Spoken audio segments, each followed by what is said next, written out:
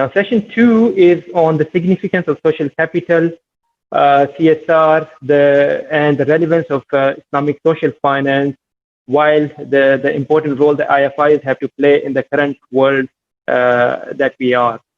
I think it is going to be a very important session, and as Dr. Sami in the previous session mentioned, that it's not only the responsibility of banks to come up with alternative, it is also other important institutions that has to play an important role to make sure that the industry collectively move forward. So here we will make use of the Islamic social financial instruments and the solution it offers for the good of the humanity in general. So before any further ado, let me quickly move on and invite Brother Suhaib Umar, who's an advisor at Islamic Financial Services Department at the Central Bank of Bahrain, who will then introduce his fellow panelists. Inshallah, we are running a bit late, and inshallah, the panelists would squeeze in their answers, if I may request them, if possible. Thank you very much, Brother Suhaib. The stage is yours and the session is yours. Thank you very much. Assalamu alaikum. I hope I am audible. You are. Okay, excellent. Thank you very much, Brother Rizwan, and thank you, AAOIFI, for having this opportunity given to all of us to present the views. A very important session. My name is Suhaib Umar, and I am an advisor on Islamic Financial Services Development with the Central Bank of Bahrain.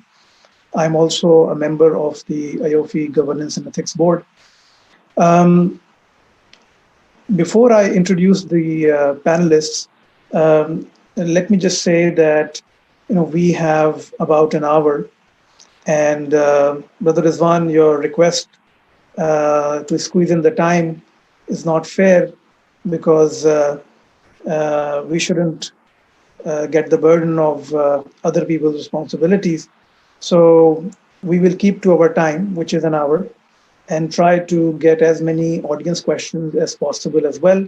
I will also request my panelists to kindly keep their answers between 3 and 4 minutes, because otherwise we may lose audience's interest.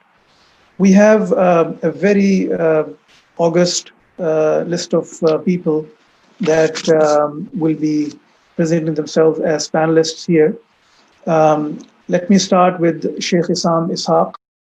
The Sheikh needs no introduction. He is on many Islamic banks' Sharia boards. He happens to be a member of the AAOIFI Sharia board as well. And in the last 4 Zakat to the creditor of that indebted person who's a recipient of Zakat, that is of course valid. This is the opinion which is held by the vast majority, at least, of scholars today. As for using Zakah for overall, social projects, as you mentioned, building, for example, hospitals or schools, the Islamic Fiqh Academy has some positions, some rulings on this, but of course, this has to be also supervised by some centralized body, and it should be such that you can confirm that the beneficiaries of these projects are actually the recipients of Zakah, and that the projects could be guaranteed by third parties, such that if the project fails, there is a third party which can bail out the project, because this is, when you are investing the Zakah in such projects, you are actually making a decision on behalf of the recipients without being actually given this power or authority or delegation. You are not delegated by the recipients to do this. So if we are going to do it, there must be a number of conditions. There must be some third-party guarantors. And if there is actual dire need at any certain time, they must be of a type that either the project will be liquidated and made into liquid, so that the recipients are the recipient's needs are addressed immediately, or also again a third party will guarantee the provision of an equal amount of capital. If there was enough, enough reliable statistics of how much zakat is globally collectible in the world, rather than how much is even how much is collected.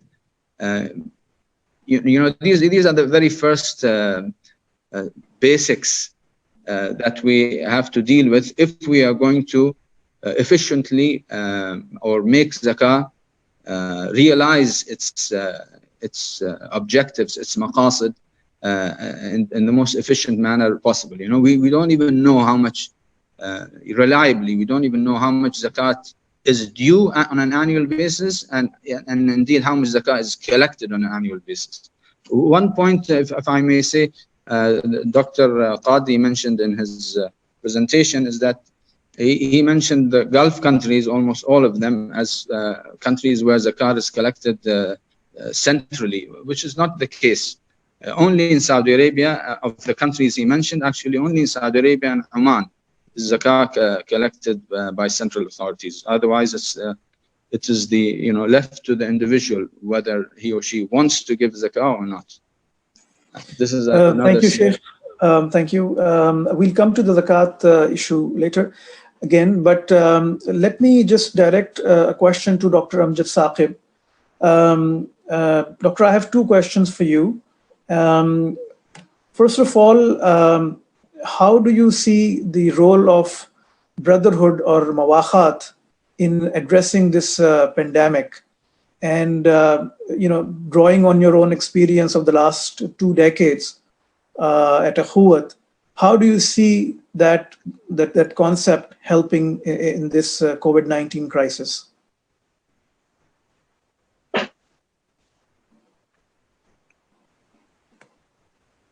Hard and beautiful first question, and I'm so thrilled and enjoying all opinions being expressed. So my compliments and congratulations to the organizers for bringing so many good people and using this technology for furtherance of understanding about Islamic finance, poverty, and supporting our brothers and sisters. Now, coming to your question, mawakhat. Mawakhat is, alhamdulillah, a very powerful concept. And when we adopted this concept as a way of life in 2000, it has brought a great revolution and change in lives of the millions of the people. Mawakhat refers to an episode in Islamic history when Holy Prophet, peace be upon him, migrated from Makkah to Medina. And then those people who are having good economic background, good social status, because of this journey, they got poor, financially. So in the new city of Medina, they wanted to, earn something and have a very decent life. So, but they lacked the, capital. So Holy Prophet, peace be upon him, came up with a wonderful idea, and he asked the residents of Medina that one resident of Medina will adopt one person coming from Makkah, and this was called Mawakhat, or brotherhood. And this was based on sacrifice, giving, and sharing. And those people who showed this, spirit of Mawakhat were highly acclaimed. So as a result of this, methodology or a strategy, those people who came from Makkah, and they were empty-handed, but within a short span of time, with the support of their brothers in Medina and through the spirit of Mawakhat, they became rich traders. So now, what is the message in this whole episode? Is it a one-time incident? We thought that it is not a isolated instance in history of Islam. It is in fact a way of life, a philosophy, a thought that if in a society there are two sections, one haves and one have-nots. So if we connect haves and have-nots together, one person or one family from the haves adopts one person or one family from have-nots. So through this mechanism of sharing, we can bring those people who are have-nots, up in the life. You can help them come out of poverty. So this is the basic, philosophy, and we adopted it as such in Pakistan, that if in Pakistan 50% people are poor and 50% are non-poor, so if you are able to establish this bond of solidarity, so we will be having a better society. So this is the background. Then we thought that what would be the practical manifestation or demonstration of this mawakhat.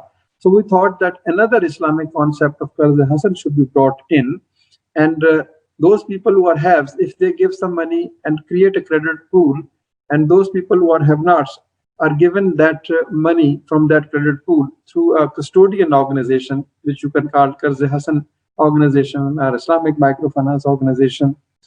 So this is that organization will become a conduit, and the whole credit pool will be raised by haves and utilized by have-nots, and they will return it. Hence, this virtuous cycle will continue. And we also expected that those borrowers which are taking money today may be able to give more as a choice, so that pool of money increases. So this was in the beginning, 2000, 2001. When we came up with this idea, people started laughing that how would it be possible? What is mawakhat? Is it applicable in this society? In this 1450 years after, is it possible to give Qarz Hasan? So we told them that Qarz Hasan already exists as an individual practice. What we are doing is nothing new. We're just institutionalizing that practice. So that was the beginning of Akhuwat. So we named the organization Akhuwat, which derives inspiration from the spirit of mawakhat, and utilized Qarz Hasan as its strategy. So in the initial years, it was very difficult to raise the money, but as you have very kindly told, that we have, alhamdulillah, in 19 years struggle, we have become the biggest Qarz Hasan, our interest-free program in the world. We have served around 4 million families, and currently we have active borrowers to the tune of nearly 1 million. And this programs, its barakat and blessings may be assessed from the fact that our recovery is 99.9%. We have 800 offices throughout Pakistan, and around 5,000 employees are working day and night. They are imbibed with the spirit of, we are different from microfinance. Microfinance is not an end for us. It is a means to achieve an end, and end is a society where everybody has an opportunity to live a decent life. So this is, the background. So now, coming to directly to your question, that in this COVID-19, we have come up with, we have done many other things. We have given meals, ration bags, financial assistance, things like that. But we have also come up with a proposal, with a product of relief loan. Many of people in Pakistan, they are already earning, say, 40,000 rupees, or say $400 or $300 a month. But because of this, breakdown of economic activities and lockdown, their offices, their businesses have stopped. So whatever they were earning, they are not, earning now. Number one. Number two, because of, during last 1.5 months or 2 months, whatever saving they had, they have, consumed. Now the question is that they are unable to, sustain their homes, their kitchen, and they're forced to sell some of their instruments, some of their assets, some of their, material which is required to do the business. And these people at the same time are very self-respected. These are blue-collar or white-collar people, and they don't want to stand in lines or in queues to get the ration bags. So they say that if you give us $100, $200, or $300 as a relief loan, we will be able to, run our kitchen for the next 2 months, say, and after 2 months, once the economic activity is restored, the people will be able to start their own businesses, and then they will be able to return this money in small monthly installments in the next 2 to 3 years. So previously we were using the productive loans. The loans were given for starting or increasing a business, but now we are introducing a consumption loan or a food loan or a relief loan concept, and we have created a big, alhamdulillah, pool, and we are inspiring the people of Pakistan that why don't you give some money, some sadaqah or some other donations in this pool of money, and we have a list of those people who had good businesses, and because of this lockdown, they are not. So besides supporting in terms of zakat or grant, a permanent, rehabilitation through money, we are using this product, which is not compromising the self-respect. And this is, alhamdulillah, so far we have reached hundreds and thousands of such people, and we are also, inspiring the government and the state and different provincial governments and the federal government that they have served 12 million families through ESAS program by giving them a grant of 12,000 rupees. So beyond those 12 million people, families, there is another segment of society which is 3 million or 4 million. Those should be served through Qarz-e Hasan, which is the tested product, and we have been, alhamdulillah, doing this since last 20 years. So this is our new product. Let me take just half a minute or a minute to explain the model. The Mubakhat model, which we were the pioneers, alhamdulillah, in 2001, that has segmented the entire society in four parts, four segments. Number one segment is comprises of those people who are eligible for zakat only. They are widows, they are elderly, they are disabled. So they are not, capable of doing a business. So we say that maybe 5% or 10% of the whole chunk, they should be given zakat. That is their financial inclusion. Then there is a segment above that, which is 30% or 40% of the people who are able-bodied, who are economically active, who don't like to get zakat, and whom we should not give zakat, so that they should be able to make their own efforts. So those people, we give that segment, we give Qarz-e Hasan. Whatever business they will do, they will be the recipient of all the profit of that. And then there is a third segment where Sharia compliant Islamic microfinance on the basis of profit loss sharing can be applied. And then is the fourth segment where people are rich enough and they have collaterals and they can access many financial institutions directly. So this Mubakhat model explains financial inclusion in four categories. Number one is the zakat. Number two is the Qarz-e Hasan. Number three is the Sharia-based Islamic microfinance, which is based on profit loss sharing. Number fourth is collateral-based lending through Islamic finances. This is our financial inclusion model. It is linked, anchored on the spirit of Mubakhat. If you let the market rule, then you will not be able to eliminate poverty. Poverty cannot be eliminated through business. Poverty can only be eliminated through compassion, through giving, through sharing, through solidarity, through Mubakhat. So we need to, adopt people and adopt families. So this is how we see. On the one side is charity. On the other side is the ruthlessness of capitalistic system. So neither charity is good enough to eliminate poverty and nor capitalism. So in between is the Mubakhat. In between is the solidarity with the poor. So this is my answer to your question. Thank you very much, Dr. Msaki. Very detailed and comprehensive answer. You've partly answered the next question that I was going to ask you about the track record of Akhuwat, 99.9% recovery. Now, what you have just said, it seems that some of the people who are facing financial difficulties are being given these consumption loans. But I guess all of the people that you have funded in the past, or large majority of the 1 million borrowers, would probably be facing the same issues. So are you already seeing delinquencies rising? And if so, what are you going to do to address this issue? Yeah, that's very pertinent question in the current scenario. Partially, maybe out of that 1 million, active borrowers which we have, may be the recipients of these loans. And these loans will not put any extra burden on them because the installment will be too minimal, say 500 rupees a month or 700 rupees a month. So once they start earning 40,000 rupees, they will pay their previous installment, which is around 1,500 or 2,000, and additional 500 rupees. So we have conducted surveys and people are so comfortable. They say that 500 rupees installment of 1 second loan is not a difficult one. So this is, we have launched this after proper research and getting the feedback. Number two, obviously there is tremendous burden and stress on the borrowers to pay back.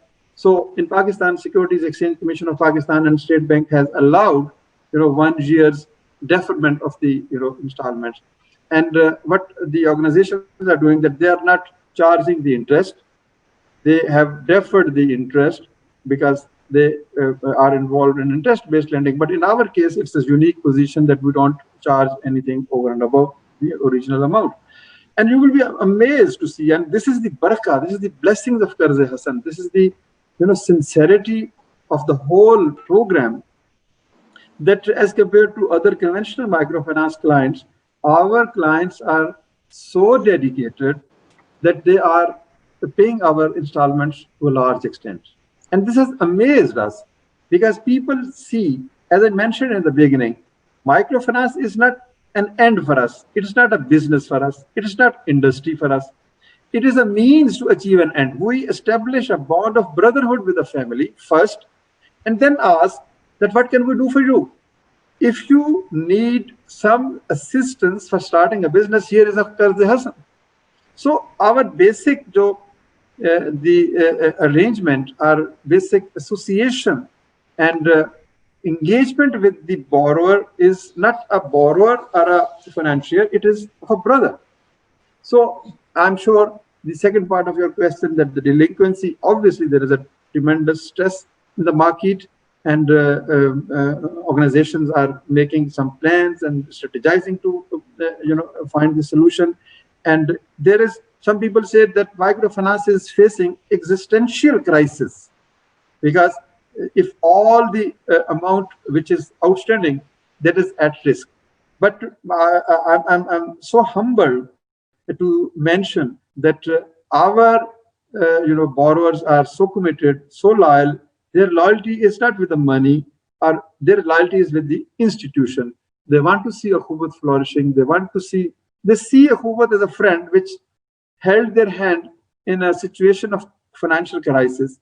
So they see Ukhuwat as a permanent solution for their future, financial needs. So we are confident that we will overcome this, and our borrowers will start paying within a month or so.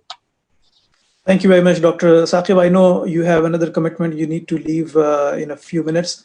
Ladies and gentlemen, in case you want to read in detail the journey of Ukhuwat, Dr. Saqib happens to be an excellent writer as well, and some of his books are published online and also in hard copies, and you can get them over there. Thank you very much. My next question is to just one, if you allow me to thank everybody. I really enjoyed this. I will be joining. I will be leaving in 15 minutes, and then I will be rejoining after some time. But let me appreciate Dr. Hasan Qadri's thoughts and all other people. And let me submit that through joining hands, we can make this Qarz Hasan model an alternate to the interest-based lending and help overcome out of poverty. And by establishing a bond of solidarity, we will be bringing into practice the Mawakhat message, which is common to all of us and given by none other than the greatest leaders of ours, Holy Prophet, peace be upon him. Thank you very much, Suhaib. I truly appreciate your hard work in organizing this event. Thank you very much. I don't want to take the credit. The credit goes to AAOIFI and Minhaj University, IRTI, and the Oman Islamic Banking Finance College. But thank you very much. Dr. Qadri, just straight on to you. Dr. Saqib mentioned about the stress that he is facing in the model that he has because of the COVID crisis. What is it that you are seeing in your own, experience that you're having? And do you see the delinquencies rising, and how do you how are you going to manage that? Just briefly, because I have another question for you after this. Yes, because we have also launched Al-Mukhal Islamic Microfinance couple of years ago. So, Alhamdulillah, so far, as Dr. Saqib was mentioning about Akhuwat, so the similar kind of experience we have with our organization as well. The recovery rates with the loans are, Alhamdulillah, so far 100%. So not a single person has defaulted so far. And but these post COVID-19 scenario, so we have seen, so there are two type of loans. Some people, they have borrowed loan for the second part-time business or job, and then they have a first a main job they are doing, and their salaries are continuously coming from their first job, and the money they have borrowed, or the business or a product they have borrowed, that is for a part-time business. So those people, they have not applied, neither requested for relaxation in their installments. Plus it's Islamic microfinance, so the installments are really low and small. But then there are people, such as people who have bought the auto rickshaws or bikes from us to drive the Uber delivery service and other things. So these people, they have, because there was no business at all in the field, no restaurants, no delivery businesses, no passengers to be picked from places. So they requested, and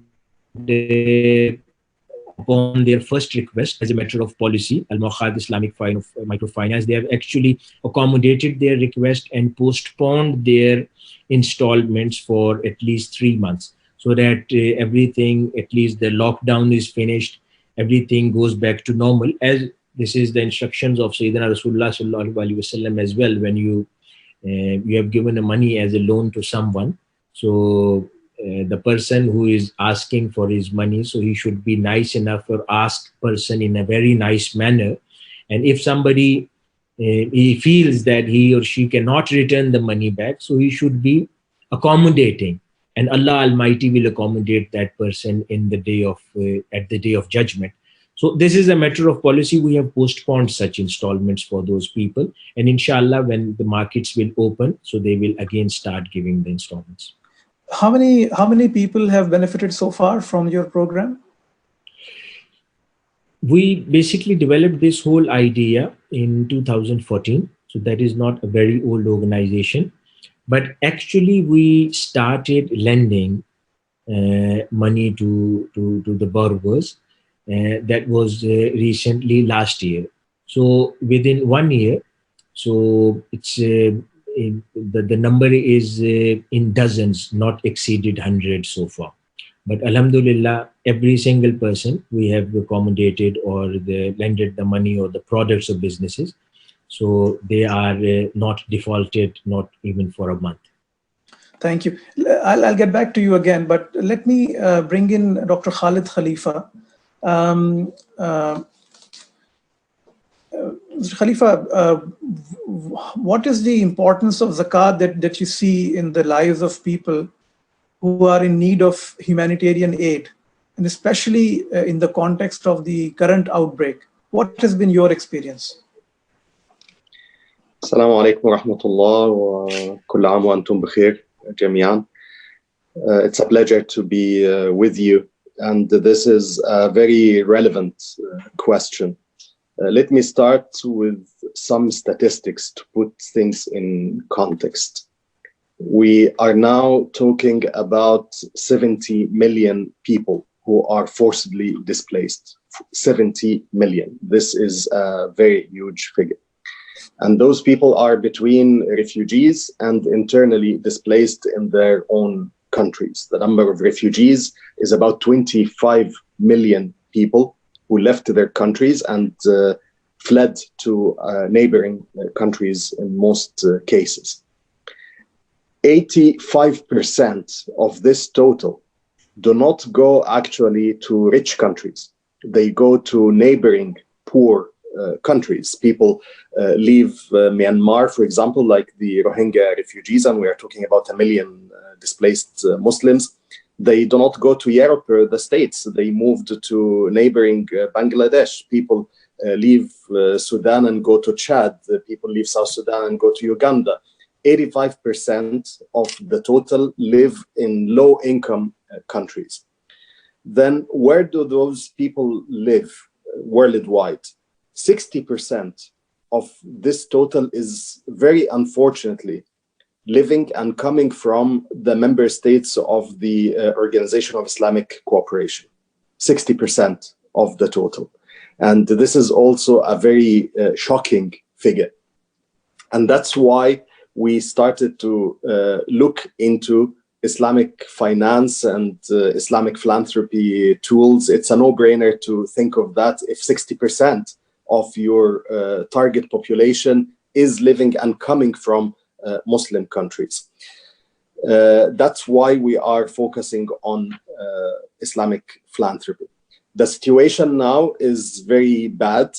If we are talking about hardships faced by normal people who are living in their own countries, you can multiply that by 10 or maybe even more in the case of a refugee who is living in another country, who is not welcomed in many places, who is not wanted by the local population or the local government, and who does not actually have access to the normal services that everybody else has. More than 90% of the refugees are not bankable in the first place. They cannot open bank accounts, they cannot apply for credit, they cannot get a loan because they do not have papers. So this is a very unique, vulnerable group of people. We started a couple of years ago to explore the potential of zakat. We said if the majority of our people of concern are actually living in Muslim countries and they're Muslims themselves, let's explore the potential of zakat. If we are talking about the minimum estimate that has been made that I have seen recently is about $300 billion of zakat money circulating around the world. 0.5% of that can solve all the problems of refugees, the financial problems, of course, of all the refugees and displaced people around the world. So we established a zakat program that is, I would say, almost 100% Sharia compliant. We got the required fatwas from a large number of scholars worldwide, and we went to the extra mile to make sure that we are closing all the areas of suspicion. We opened a special bank account that has no interest on it for zakat collection. We did something very difficult and very unusual for the United Nations. We waived all the administrative fees. So all the zakat contributions that are paid to UNHCR go 100% to the recipients, and we cover all the admin fees, all the overheads, including even the bank charges and the transfer fees and everything from other sources. This makes the program, in my view, probably the most effective way of distributing zakat. It's an actually opportunity for any other organization, a Muslim organization, an AAOIFI, any other entity that wants to distribute zakat free of charge. This can be done through UNHCR. How many people did we serve? Last year only, we collected about $43 million from zakat donors, and we helped more than 1.1 million refugees. We are hoping to double this figure this year and reach more than 2 million people. And we work in very difficult areas to reach. We distribute zakat in Yemen, we distribute zakat in Afghanistan, we distribute zakat in places in Pakistan, places where it is very difficult for organizations working internationally sometimes to even transfer money. And we do that free of charge. A recent study that has been done on our program in Lebanon proved that every dollar paid in cash on zakat contributions in the country actually resulted in a 2.1 increase in the local GDP in that area without increasing the inflation at all. So we can see that it's a very proven way of assistance, and it's a way to help people who are living in protracted situations. Unfortunately, we are not talking about the displacement of a few months. The Syria situation now is 10 years old. Afghan refugees who are living in Pakistan are living there for the last 40 years. We have Somali refugees who are living in Kenya for the last 30 years, let alone the Palestinian refugees who are in displacement for more than 75 years now. So the model is working, is tried and tested, and very efficient. I encourage everybody to look at it. And I just want to conclude by saying that we just recently signed an agreement with AAOIFI that we are very proud of. Thank you very much. Brilliant. $43 million is definitely a sizable amount, 1.1 million lives to be touched with that money, and doubling this year, hopefully. Did you think about, or are you considering forging any partnerships with Islamic financial institutions or with multilateral institutions like the IDB or others, to basically spread this model and maybe to enhance the reach? Thank you, Brother Sohaib. We are in regular communication with a large number of partners worldwide. We are partners with the Islamic Development Bank, with the Islamic Solidarity Fund. We are discussing the potential of waqf as well with them. We are working with a large number of Muslim charities around the world. And I would say a small number of international financial institutions and Islamic banks. We are trying to expand this circle, at least to include areas like purification funds that can also be used to assist refugees, to offer this facility that is free of charge to Islamic financial institutes that would like to engage with the displaced worldwide. I just forgot to mention that when we speak about refugees, we speak about at least 4 of the descriptions in the Quran that applies to them. If we say that Zakat is distributable to 8 categories, then the refugees are poor, ultra poor, some of them, so fuqara and masakin. Many of them are gharimun, they are indebted, and all of them are forcibly displaced, abna' sabil. And some scholars even say that we can apply riqab on them, because if you give them zakat, you are kind of saving them from being enslaved to the displacement condition. So a minimum of 4 descriptions apply to them, and it's an opportunity in my view. Well, thank you very much. That was very enlightening, actually. And I think one should think about the refugees in that manner, that they seem to be much more deserving in that sense. And, the way you have described, I think in some places, except for UNHCR and maybe a couple other organizations, it's almost impossible to even get there and try and help, even if you want to. So, thank you very much for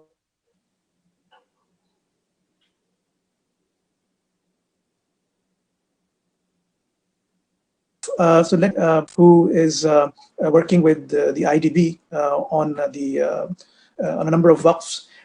And my question to you, Mr. Raza, is that do you think the role of the waqf can be revived to become relevant again in improving the lives of common people? And what are the biggest obstacles that need to be removed, whether jurisprudential or governance related or regulatory related? And what would be 1 or 2 radical steps that you can think of that one can take to move in that direction?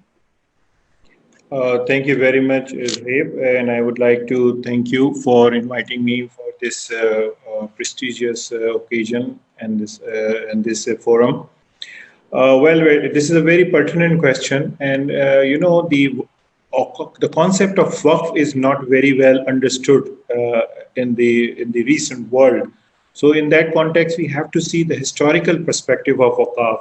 Awqaf had played a vital role in providing the social needs to the common man without affecting the government treasury. This is the most important part. Today, what we are considering is that the government has this whole sole responsibility to provide support to the common man. But actually, in the past, we have seen that Awqaf played a vital role to support the social needs of the common man.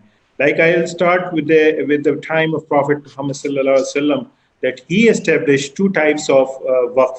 One is the religious waqf in shape of Masjid Quba and Masjid Nabawi, and second is the social waqf, when he advised Sayyidina Umar radiallahu ta'ala anhu that please, what you do is that you have a piece of land in Khaybar, so make it waqf, and the produce of that waqf should be used for the welfare of the community. Similarly, at that time, the Prophet ﷺ also requested Sayyidina Usman to purchase a well for the Muslim community, because the water at that time was so expensive and it was not easy for the Muslims to afford it. So that shows that the social aspect was also introduced at that point in time. Similarly, we have seen in Umayyad and Abbasiyid and Fatimids caliphates that they also contributed a lot of waqf. In fact, it is not wrong to say that 60% of the public services were provided through the institution of waqf. And they divided into two main categories. First is belongs to the hospital, educational institution, yani social services. Whereas the second one related to the culture and scientific studies, like production of books, construction of libraries, and establishment to the religious and the secular sciences scholars. If you allow me, I will like to tell you some two or three main waqf institutions that were established and helped the common man. That were, as of today, Al-Azhar University, famous. It was established through the Waqf Fund. Cordova University in Spain. Al-Nouri Hospital that was established, and it operates for 7 centuries. Tulani Hospital, which is famous with the name of Bimaristan, and the pharmacies established by Ben Wazir, that the medicines were provided to everybody, even if they are not able to come to the pharmacies, it was provided to their house. So that shows that the Awqaf has played a vital role in all walks of life, if it is maintenance of the mosque or the orphanage house or the widows, or even the work was established for the animals and birds. Mr. Hasan, that is granted, and thank you for recounting some of those. Can you, explain what are some of the new models of waqf that are coming through? I'm coming to them. That's the reason I was trying to give you the background that how waqf was important for the common man. Now, in fact, nowadays, where after the Second World War, we have seen that a lot of waqf was either damaged, confiscated, and centralized. So that gives the discouragement to the people, that the people lost their interest for developing the new waqf. But fortunate enough that in 1997, in the 6th Conference of Awqaf Ministers, we have seen that a special fund called Awqaf Property Investment Fund was established. And the mandate was given to the Islamic Development Bank to develop the waqf properties which are idle, and the income of that can be used to support the philanthropic organizations and the ministries in the Islamic world, so that they can continue their philanthropic activities. And with this, a $50 million fund was established, and it started operation in 2001. This was a main impetus to change the business model of waqf. And so far, 54 projects of 1.9 billion has been done, and almost in 35 countries. So looking to this, so many other institutions also came forward in the Middle East, in the Central Asia, in the Far East. And we have seen that so many philanthropic organizations adopted this type of model. And this is that the philanthropy should not be based on donations. It should come through the sustainable source of income. And they also started to financing the social project associated with some of the project which provide them the sustainable model to these philanthropic organizations. And that is the reason that the general awareness was created. And now if you see that today we have seen that number of new waqf funds are established, and some of them are newly being established. Like I can give you an example that last 2 weeks back, I was reading that there is a new fund of $1 billion is being established. This is a Waqf fund in UK. Similarly, some Islamic banks have opened the Waqf deposit accounts in order to get their money and to use for the Waqf projects, like cash Waqf certificates. And even the Waqf corporate entities are using certain particular certain amount or a percentage of Waqf shares in their entities. So all of these initiatives, telling us that today people has realized the government, the private sector and NGOs, they all have acknowledged the importance of Waqf. And I can say that the Waqf is revived today, but still we need to do more to create more awareness and financial resources to reach its full potential. Thank you. Thank you, Mr. Raza. Some of the questions, in fact, a number of them from the audience have come regarding Waqf. And one of them is perhaps best answered by Sheikh Hasan. The question is, can Zakat money be paid to Waqf institutions? I presume the audience is asked the question saying the Waqf institution, which is exclusively for Zakat deserving people. So, Sheikh Hasan, can you answer this question? Can Zakat money be paid to Waqf institutions? Well, this depends if you take the classical jurist opinion or the more contemporary opinion. The classical jurists, classical jurisprudence, it would not be allowed because Zakat has to be distributed to the aid recipients, and no parts of the Zakat is it permissible, to lock in some project.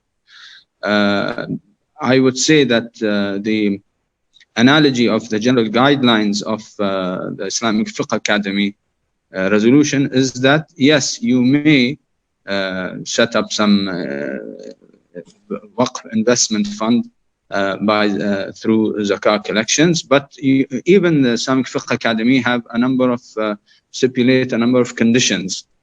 One is that whatever is set aside from the collected Zakat, in order to set up this Waqf fund, must be over and above the needs of the recipients of the Zakat in that year in which the Zakat was collected.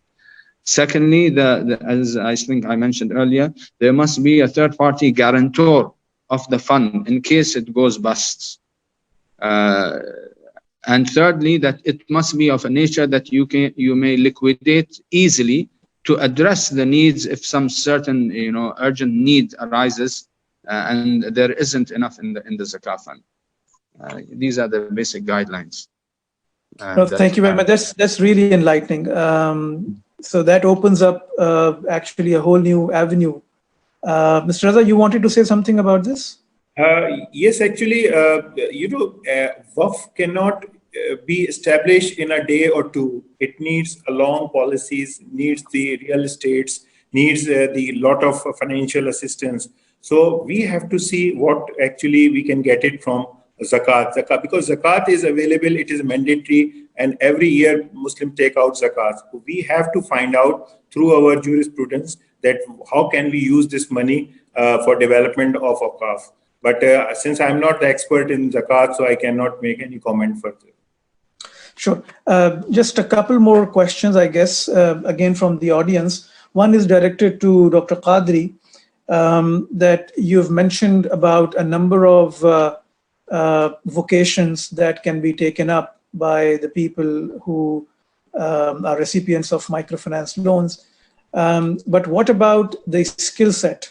Meaning somebody may want to perhaps do something with regards to computers or something else, but they may not have the proper skill set to become successful in that particular profession. So are these loans available for building those skill sets also, or is there some other program which caters to that need? Or do you think this is not something that is entirely needed, and the people who are coming for asking for these loans, they don't need any skills training?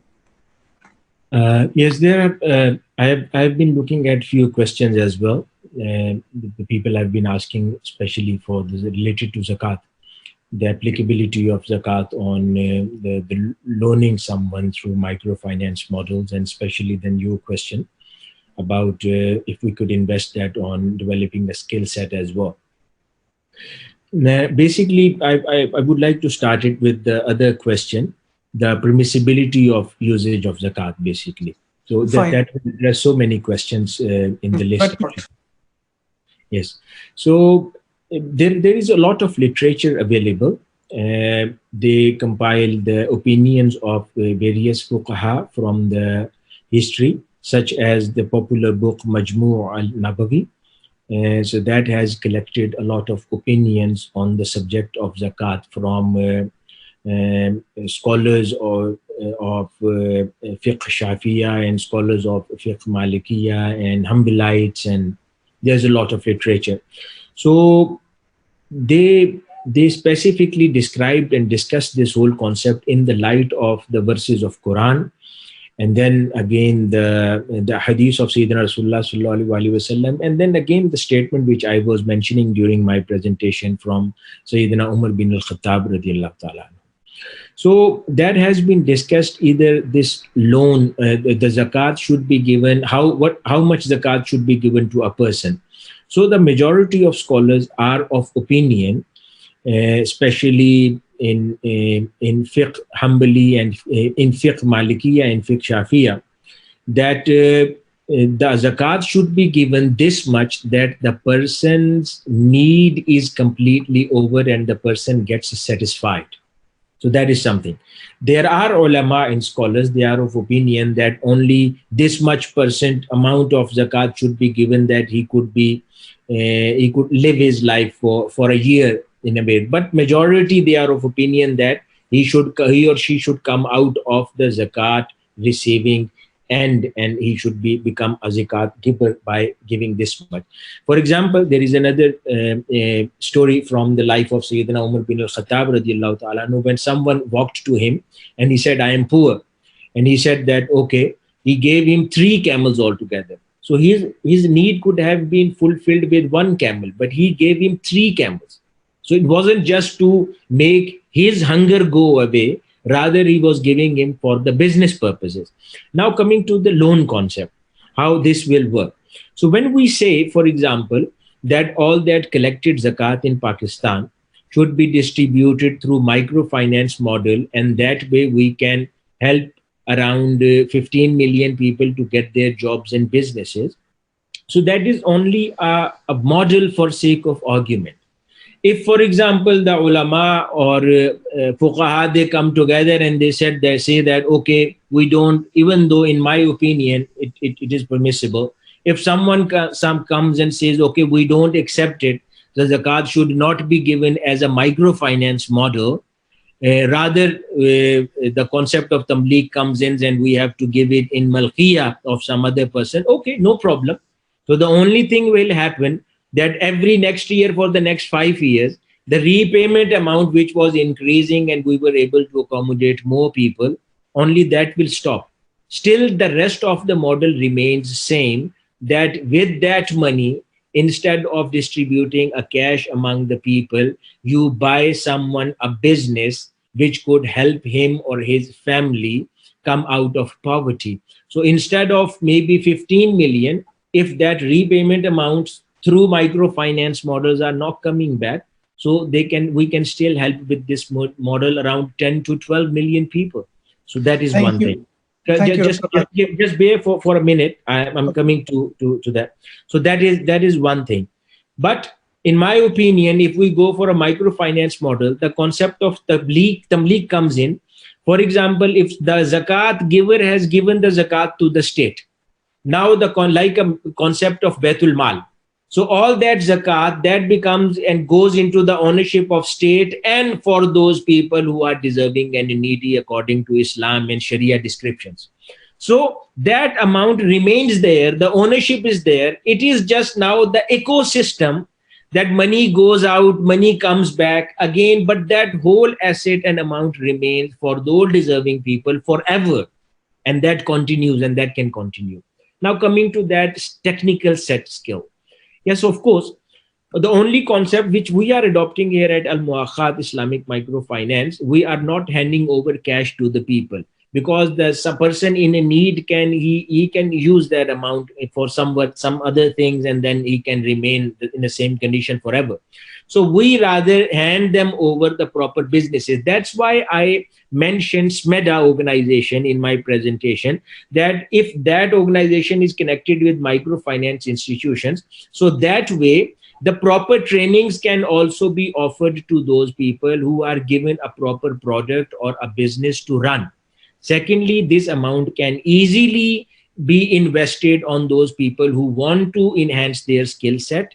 And of course, this is clearly mentioned in hadith of Sayyidina Rasulullah sallallahu alaihi wasallam, and the Khulafa Rashidin, they have described that zakat could be, that's why the Ibn Sabil and then the students are also part of the recipients, the list given by Quran. So whosoever wants to study and who is considered that he can be looked after having a good education, he can get a good job and look after his family. So of course he become the one of those the members in the list who is eligible to receive the zakat. And of course microfinance is open for them as well. Thank you, Dr. Qadri.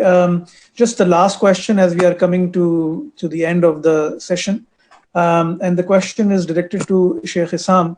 Sheikh, what are the Sharia guidelines in the times of a pandemic, in the sense that over and above the government responsibility, are there any responsibilities by IFIs aside from just following government guidelines? Is there anything over and above that an IFI has to do as well when there are uncertain times like the ones that we are facing right now?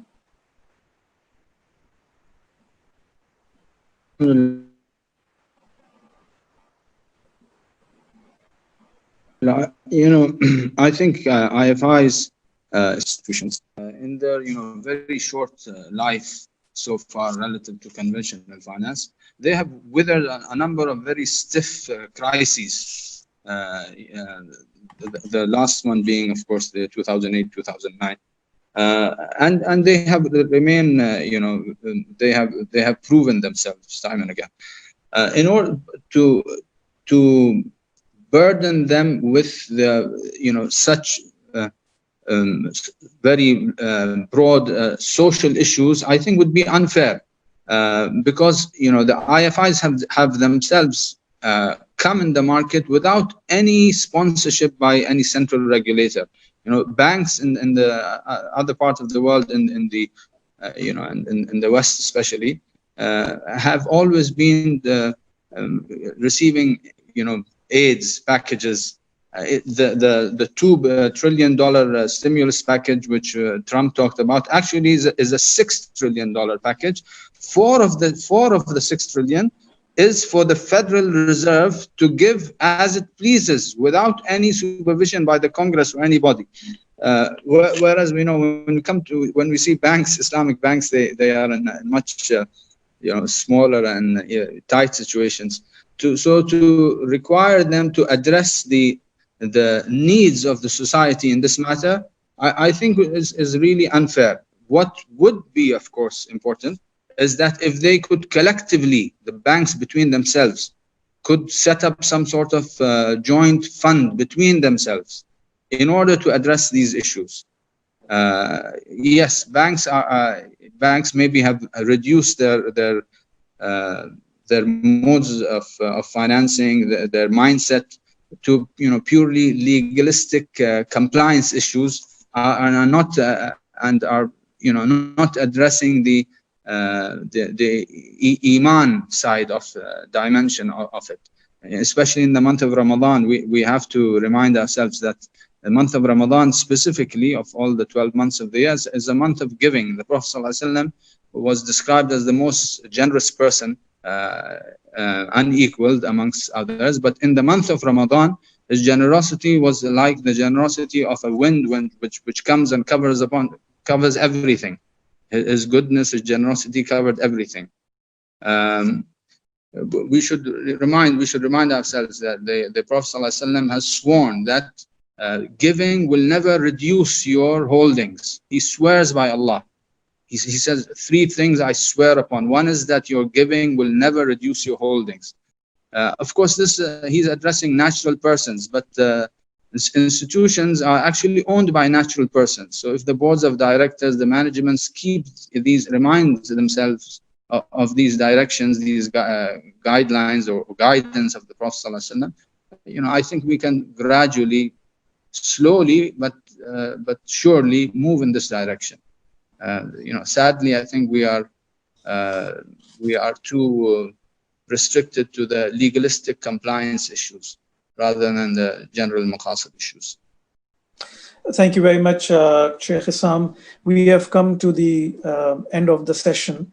I would like to thank our panelists. It's very difficult to summarize all the good that has been spelled out in the last 1 hour, but maybe if I could just take a shot at some of the key takeaways. One is that a more effective zakah model is possible, and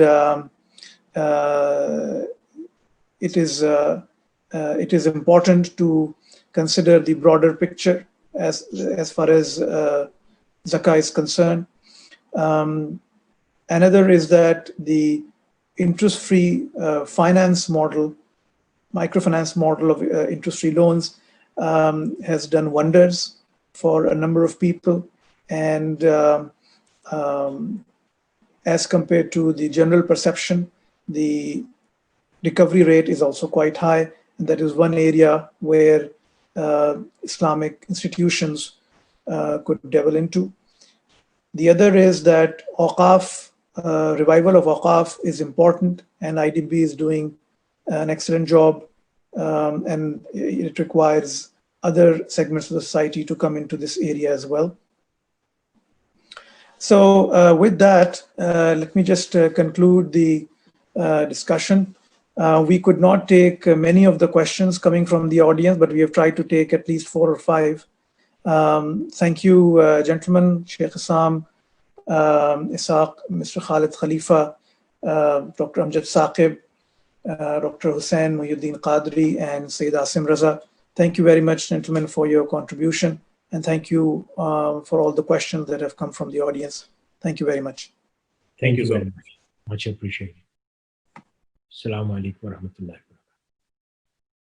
Thank you very much, Brother Suhaib, for a very interactive session and thought-provoking and stimulating session. Thank you to the fellow panelists, Sheikh Isam, Dr. Hussain Qadri, Dr. Amjad Saqib, Mr. Khalid Khalifa, and Mr. Asim for sharing some stimulating ideas and for the attendees in general. I would have loved to summarize all the points, but we are unfortunately running behind time. Brother Suhaib has done that beautifully. If one thing I can add to his conclusion was something that was said. Of course, all the points were beautiful and perfectly made. If I can add to pick up one point that was made by Dr. Amjad Saqib before he left, it was that poverty itself cannot be eliminated through business, but rather through compassion, solidarity, and brotherhood. And I think that was the key message through this Islamic social finance that can solve a number of pertinent social issues if we put to use through the right maqasid. If we have the right maqasid in mind, I think the objectives can be achieved. I won't go deep into it, but thank you very much for a very interactive session. Inshallah, this has set the tone and the bar high for the next and the last session. Now, just to announce the polls, just very briefly, about 90% of the people have actually voted for the second session, for the second poll, and about 41% of the people who voted found that it is useful. They found that Islamic microfinance is a useful, can be a useful tool for Islamic social finance modes for an enhanced financial inclusion, economic empowerment in COVID-19 and post-COVID-19 affected world. Moving quickly to the last session of the day, which will bring together the first 2 sessions and assist and essentially assist us in leapfrogging the current accelerated times, convert challenges into opportunities. I would like to just remind one more time that please there will be a third poll that will come through as well during the session. So please feel free to vote for that. So the next session is about technology, fintech in crisscrossing or crossing the uncharted waters. We have distinguished list of speakers from payment platforms like PayPal to technology solution platform like Path Solutions to crowdfunding platforms like Assist, and leaders in Islamic banking and finance to share their expert views, on how technology can be best used, which was the only resort when we were affected by this COVID-19. So I hope the last session will be equally stimulating. I have no doubt about it, and hopefully it will also deliver on the day or explain the delay in the time that we had. Subhanallah, I mean, there's so much of discussions that have come through and so much of valid points that have come through that we have not the time has gone unnoticed. So thank you very much, and I welcome Brother Mughith, who is head of Islamic finance at College of Banking and Financial Studies in Oman, to moderate the next session, and equally welcome his respected fellow panelists. Thank you very much.